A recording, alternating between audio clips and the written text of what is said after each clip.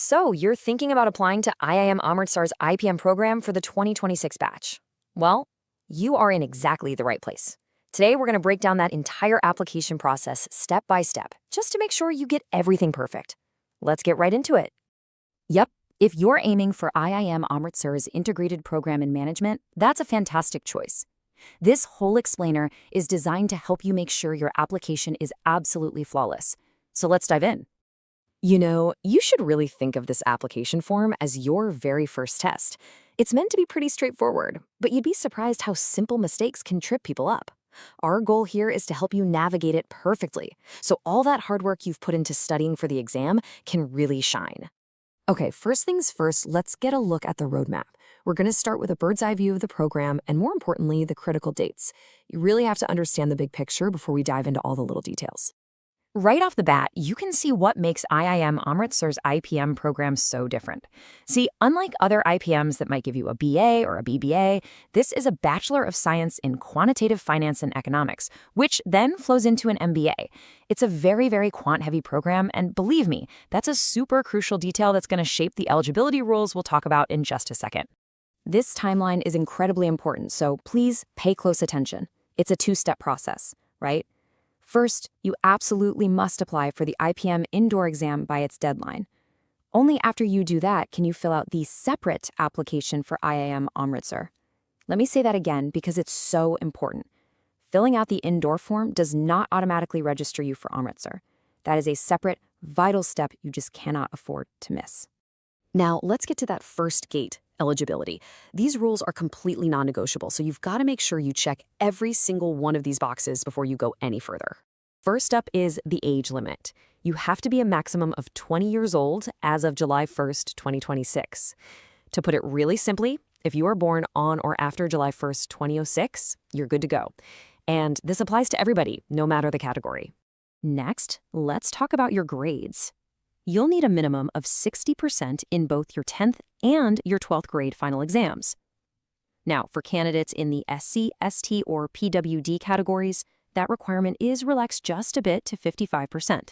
The policy on gap years is also super specific. You're allowed a maximum of one drop year. What that means is you either had to have passed your 12th grade exams in 2025, or you have to be taking them in 2026. That's it. And this is a big one. It's directly tied to that quant-focused degree we talked about. You must have had mathematics or applied mathematics in your 12th grade. It is absolutely compulsory. If you didn't take math, then unfortunately, you're just not eligible for this specific IPM program. Okay, so how do you actually calculate that 60%? This can get a little confusing. Here's the rule of thumb. If your official mark sheet gives you a final overall percentage, just use that number. Easy. But if it doesn't, the safest thing to do is to calculate the aggregate average of all the subjects listed on there. For boards like CBSE or ICSE, this is the standard way to do it. All right, so you've double-checked and you're eligible. Fantastic. So how is IIM Amritsar actually going to score your application? This next part breaks down the exact formula they use for shortlisting and for the final selection. Just take a look at this chart. It shows you exactly how they calculate that final score. As you can see, your entrance exam score carries a massive 70% weight. Wow. The personal interview is 25%, and then the final 5% is for gender diversity. The takeaway here is pretty obvious. Your performance on that exam is absolutely everything. But what exactly is that entrance exam score? Well, it's something they call the ATS, or the aptitude test score, and it's calculated directly from your IPM indoor results. As this table shows, they give a 30% weight to each of the two quant sections and a 40% weight to verbal ability. This ATS score is the key that unlocks that interview call.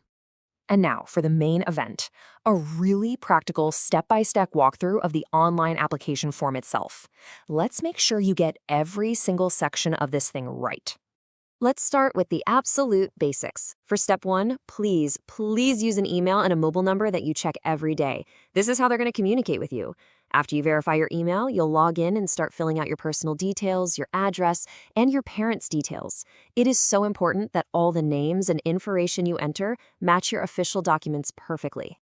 Okay, moving on. You'll enter your academic details for 10th and 12th grade. If you're currently in 12th, you just select Appearing. Next, you have to carefully enter your 8-digit IPMAT Indoor registration number. This is critical, so double, maybe even triple check it. And finally, you'll upload your documents, which have to include your 10th mark sheet and that PDF confirmation of your IPMAT indoor registration. One section that always seems to cause a bit of confusion is the difference between extracurriculars and awards. So here's a really simple rule to follow. If it's an activity you've been doing consistently over a period of time, like playing a sport, being in a club, maybe learning an instrument, that's an extracurricular. If it's a specific one-time achievement, like winning an Olympiad or getting a scholarship, that goes under awards and recognitions. Simple as that.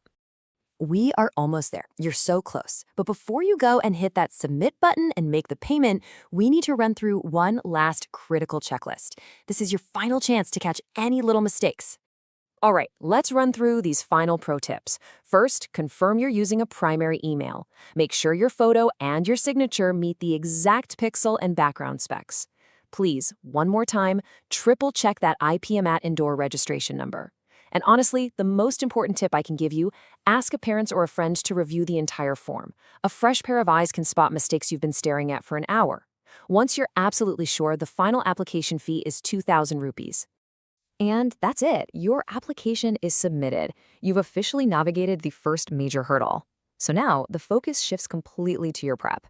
What's the next step you're going to take on your journey to make sure you absolutely ace that entrance exam and lock in your interview?